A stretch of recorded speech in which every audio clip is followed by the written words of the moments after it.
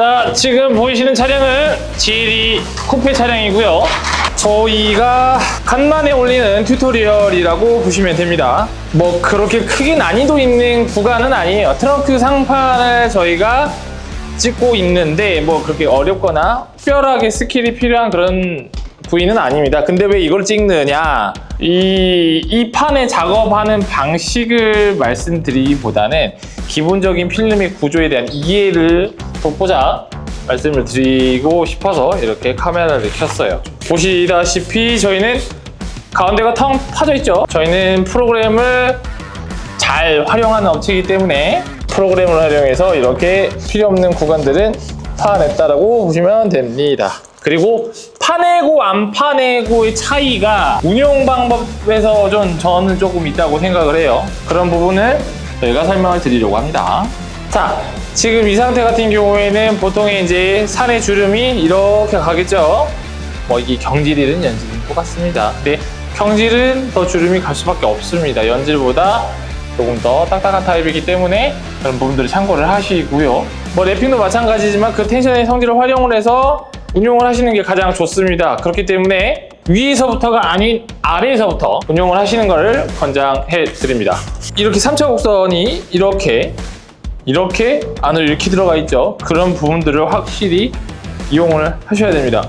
그래서 지금 보시면 양쪽으로 나가는 텐션으로 잡아 주셔야지 여기에서 무리가 없어요. 일자로 가게 되게 돼버리면은 이 텐션 자체가 직선으로 그냥 분산이 돼버리기 때문에 여기서 문제가 발생을 할 수가 있습니다.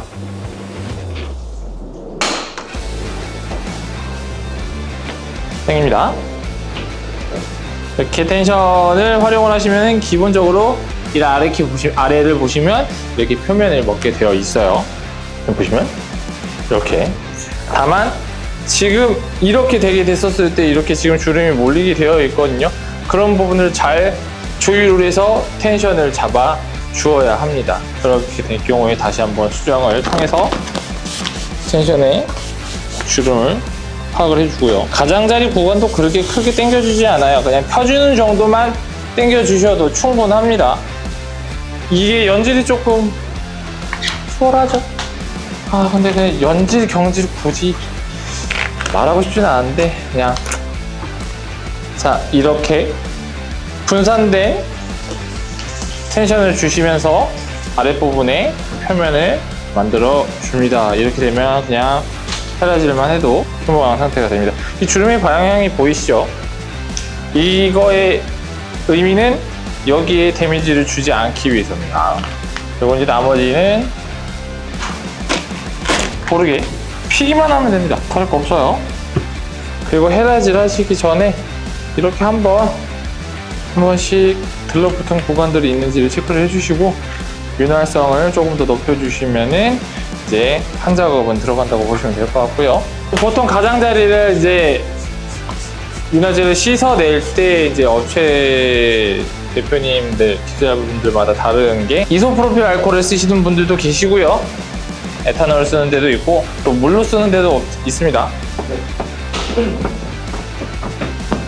그렇게 운영을 하시는 분들이 다 가지각색이기 때문에 필름의 성향에 맞게 쓰시는 것을 권장을 해드려요. 그게 맞는 얘기 같아요. 점착의 성질들이 다 다릅니다. 점착의 성질들이 순수하게 물로써 그렇게 세척이 잘 되는 부분들이 있고요. 그리고 또 솔루션 자체를 봤을 때도 세척이 잘 되는 애들이 있어요. 그렇기 때문에 그런 부분들을 체크를 하시면서 작업을 하시는 걸 권장을 해드립니다. 다 같은 솔루션을 쓰지 않거든요. 근데 좀 의심스러운 게 있어요. 이게 제가 한 경험담이긴 한데 제가 어느 다른 지역의 업체에 조금 SOS를 갔던 적이 있어요.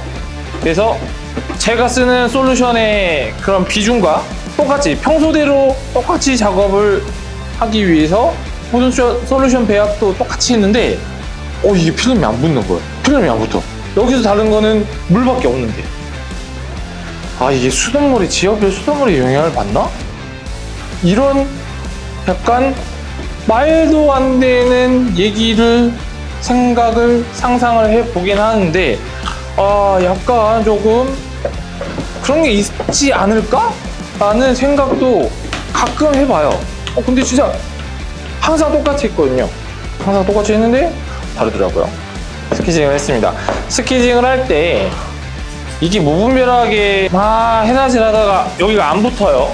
안 붙어서 물을 쏘거나 알코올을 쏘거나 하는 것도 나쁘지는 않은데, 사실 본연의 점착만으로 고정을 시킬 때가 본드 터짐이라든지 그런 자국이 없이 깔끔하게 나오는 방법 중에 하나예요. 물을 뿌리고 딱 해버리는 순간 어느 정도 스탑 지점이 생겨버리기 때문에 필름마다 다르겠지만 그런 부분들을 감안을 했었을 땐 본연의 성질을 가지고 운영을 하시는 것도 하나의 방법입니다. 이게 근데 필름마다 달라요. 압력만으로 점착이 되는 친구도 있고요. 이렇게 말이죠. 압력만으로 점착이 되는 친구도 있고 안 되는 친구들이 있습니다.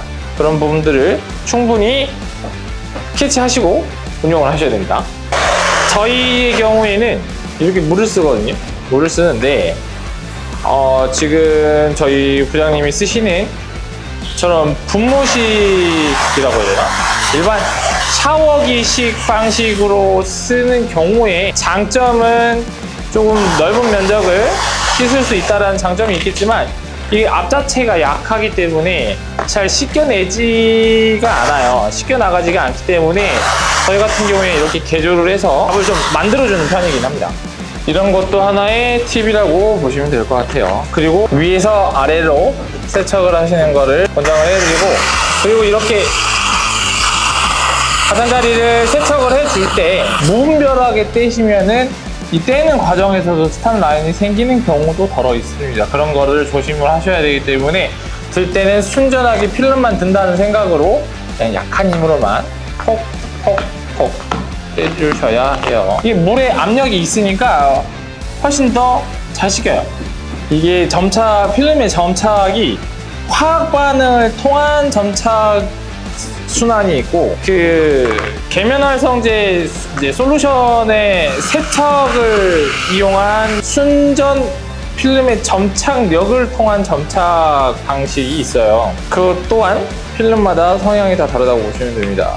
이게 점착제들이 습을 먹는 친구들이 있고요, 습을 먹지 않는 친구들이 있어요. 필름의 종류가 정말 다 다릅니다. 그래서 습을 먹는 친구들의 경우에는 커팅면이 있다면 미리 부착을 해주고 점착을 해주고 커팅을 하시는 것을 권장을 해드려요. 커팅을 할 때 일정 시간 두고 커팅하시는 분들도 계시고요, 바로 커팅하시는 분들도 계세요. 그 이유는 어찌됐든 필름의 성향이 다 다르기 때문입니다. 그 필름의 성향에 맞게 커팅을 하시는 게 하나의 방법이에요. 그래서 누구는 먼저 바로 커팅해서 바로 열 처리해줘야 합니다. 이거 어느 정도 시간을 가지고 건조한 후에 커팅을 해야 합니다. 이런 경우들이 또 있는데, 사실 그거는 필름의 성향에 따라 다릅니다.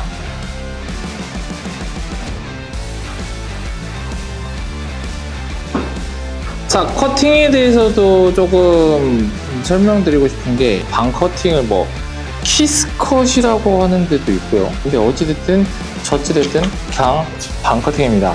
반 커팅을 해서 진행을 하는 경우가 있고요. 그리고 지금 보시는 완전한 커팅을 해서 들어가는 경우도 있습니다. 사실 이거는 사람의 스타일에 따라 다르기는 한데, 필름의 연성이 좀 있다라고 했었을 때는 솔직히 저는 반 커팅이 좋다라고 봐요. 왜냐면은 이제 이렇게 완컷을 했었을 때 갑자기 톱니 모양처럼 잘려지는 그런 현상이 가끔가다 칼의 각도나 위치에 따라서 그게 발생을 하거든요. 그럼 되게 조금 짠한 일이 발생을 하기 때문에 연질성을 갖고 있는 필름이라면 반컷을 하는 것이 좋다.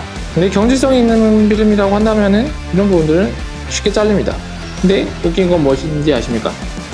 지금 제가 자르고 있는 필름은 연질성을 띠고 있습니다. 말 그대로 스타일이라는 얘기예요. 딱히 그렇게 크게 방법이 없다는 얘기예요. 다만 반커팅을 써야 하는 구간들의 경우에 확실히 반커팅을 써야 되는 부분들은 1차적인 데미지 때문도 그렇고요. 그리고 완컷을 쓰게 됐었을 때 깔끔한 커팅이 안 나온 또 구간들이 또 별도로 또 따로 있습니다. 예를 들어서 지금 이 가장다리 같은 경우에는 반컷으로 운용을 하시는 게 저는 좋다라고 생각을 해요. 그 이유는 필름이 일체적으로 붕 떠 있거든요. 랩핑처럼 대고 자르게 되는 경우에 생기는 현상이 아까 말씀드린 톱니 현상이 생길 수가 있는 부분도 있고요. 그렇기 때문에 이런 부분들은 필름 가리지 않고 그냥 반커팅으로 하시는 게 훨씬 더 깔끔하고 오히려 더 깔끔하게 잘립니다. 자, 그 다음에 설명드릴 부분이 바로 열처리인데, 이 열처리 부분에 대해서도 사실 약간 많은 의견들이 있는 것 같아 보이기는 해요. 그리고 딱히 열처리에 대해서 그렇게 크게 얘기를 안 하시더라고요. 이게 필름의 초반에, 저희 같은 경우는 그래요. 초반에 너무 높은 열을 주지 않습니다. 그래서 어느 업체를 보면은 드라이기로 줘요. 근데 생각보다 드라이기가 뜨겁습니다. 드라이기로 하는 것도 나쁘지 않아요. 근데 저희 같은 경우에는 1타 2피를 위해 온도 조절이 되는 히팅건을 씁니다. 그렇게 해서 초반에는 저희가 280도에서 320도의 저온으로, 상대적인 저온으로 주게 돼요. 자, 여기서 제가 저온이라고 할 수 있는 기준이 뭐냐, 랩핑을 했었을 때 보통 600도의 일반 히팅건으로 사용을 하게 됩니다. 580도에서 600도에 다다르는 일반 히팅건이 정말 뜨거운 고열이라고 했었을 때 절반 정도 수준의 온도를 가지고 운용을 하는 거죠, 초반에. 그래서 맨 마지막에 고온으로 필름의 점착력을 아예 이렇게 하고 수축력을 아예 이렇게 하는 방식으로 해야 되는 필름이 있는 반면, 끝까지 저온으로 쭉 진행하는 필름들도 있어요. 그런 것들 참고하세요. 그리고 대체적으로 물기가 있는 상태에서의 점착이 약간 잘 안 됩니다. 그렇기 때문에 지금 보시는 바와 같이 물기를 다 제거를 해 주시고 열처리를 주시는 것을 권장을 해드려요. 자, 지금 보시면 저는 320도로 열처리를 진행을 합니다. 초반에 저온으로 가지고 운용을 하거든요. 그래서 드라이기도 좋아요. 그리고 이런 온도 조절이 되는 히팅건도 좋습니다. 저온으로 쓰는 이유는 일단 크게 필름의 성향 따라 움직이는 것도 있고요. 그리고 두 번째는 차량의 데미지, 혹여라도 생길 수 있는 데미지를 막기 위함이 또 있어요. 왜냐면 고온으로 열 주다가 다른 데가 탈 수가 있기 때문에 그런 부분들을 주의하셔야 됩니다. 열을 줄 때에는 이런 평지 라인보다는 곡선 라인을 먼저 이렇게 주게 되시면 필름이 씹히지 않고 들어갈 수 있게 되고요. 이런 부분도 꼭지 부분을 먼저 눌러서 운용을 하신 다음에 평지로 가시게 되면 됩니다. 말 그대로 평지는 맨 나중이라고 말씀드릴 수 있어요. 필름마다 개인적으로 제가 봤을 때는 골든타임들이 있다라고 저는 생각을 합니다. 이 부착력이 가장 좋을 때, 점착성이 가장 좋을 때에 그 골든타임이 있다라고 생각을 하는데, 이게 작업하고 바로 진행을 해야 되는 성향이 있다라고 하면 작업이 지난 후 후점착들, 후기 점착들 같은 경우에는 또 운용 방식이 조금 늦게 진행이 되는 경우들도 있거든요. 그렇기 때문에 초기 점착과 후기 점착의 성질들은 다르다는 거. 후기 점착으로 초기에 바로 다 잡겠다라는 그런 지옥 같은 행위는 권장해드리진 않아요. 근데 뭐 능력이 있으시다면 뭐 언제든지 하셔도 되죠.